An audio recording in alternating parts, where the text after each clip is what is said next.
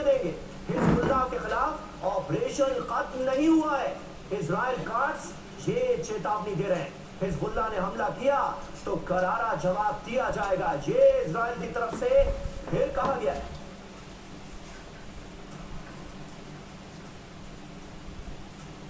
Trump की धमकी, Netanyahu नहीं मानेंगे क्या? सवाल यही है क्योंकि अभी तक कई ऐसे अधूरे लक्ष्य हैं जो इजराइल ने पूरे नहीं किए, जिनकी चर्चा नेतन्याहू कई बार कर चुके हैं।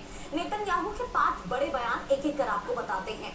ईरान ने फिर हमला किया तो जबरदस्त जवाब देंगे, वार्निंग उनकी तरफ से दी गई है।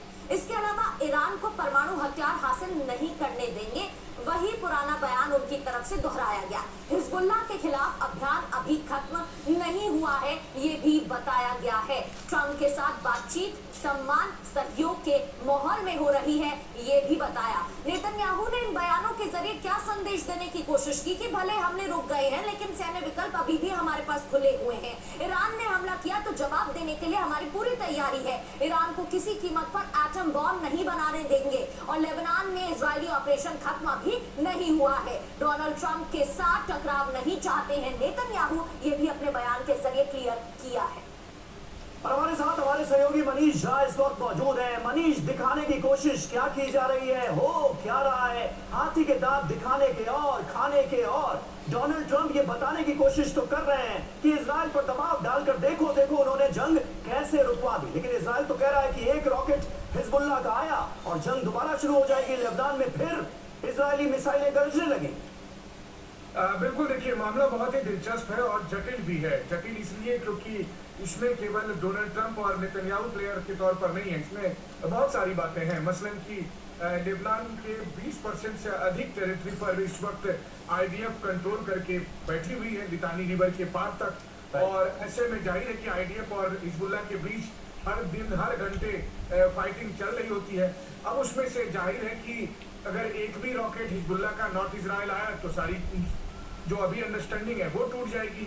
और उसके जवाबी कार्रवाई में आईडीएफ जब बेरूत पर हमला करेगा तो ईरान ने जो अपनी एक लक्ष्मण रेखा खींच रखी है, फिर ईरान को हमला करना पड़ेगा और फिर दोबारा से ईरान वर्सेस इजराइल शुरू हो जाएगा। लेकिन इसके बीच में एक बात और भी देखिए, ट्रंप कह रहे हैं कि ट्रंप ने इस बार नेतन्याहू को धमकी देकर रोक लिया, लेकिन इजराइल में चर्चा कुछ और है। इजराइल में चर्चा यह है कि प्रधानमंत्री ऐसा होना चाहिए जो यूएस के प्रेसिडेंट के ना करने के बावजूद भी अपना एक्शन ले ले। और कल जो इजराइल ने अमेरिका के मना करने के बाद भी हमला किया, इसको लेकर नेतन्याहू को दूसरे तौर पर देखा जा रहा है। उनका काम हो गया है, अब अगर दोबारा से ईरान हमला करेगा फिर दोबारा से हमला करेंगे। ओके, सर्कल को कैसे तोड़ेंगे ये तब तक नहीं तोड़ पाएंगे जब तक डील नहीं होगी, और डील ईरान करेगा तब तक नहीं जब तक कि लेबनान से आईडीएफ बाहर नहीं निकलेगी।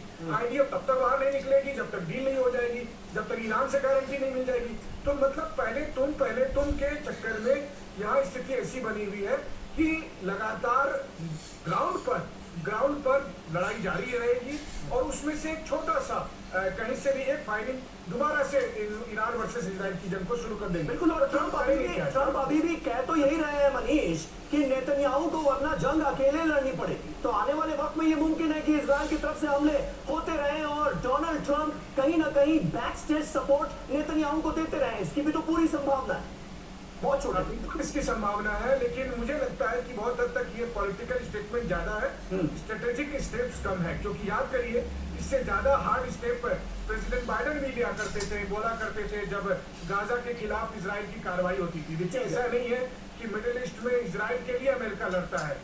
इजराइल की बहुत सारी परेशानियां, बहुत सारी मुसीबत अमेरिका की वजह से। बिल्कुल सही बात है, बिल्कुल सही बात है। कई कॉमन कॉज है जिसके चलते अमेरिका और इजराइल हमेशा एक दूसरे के साथ खड़े नजर आते हैं।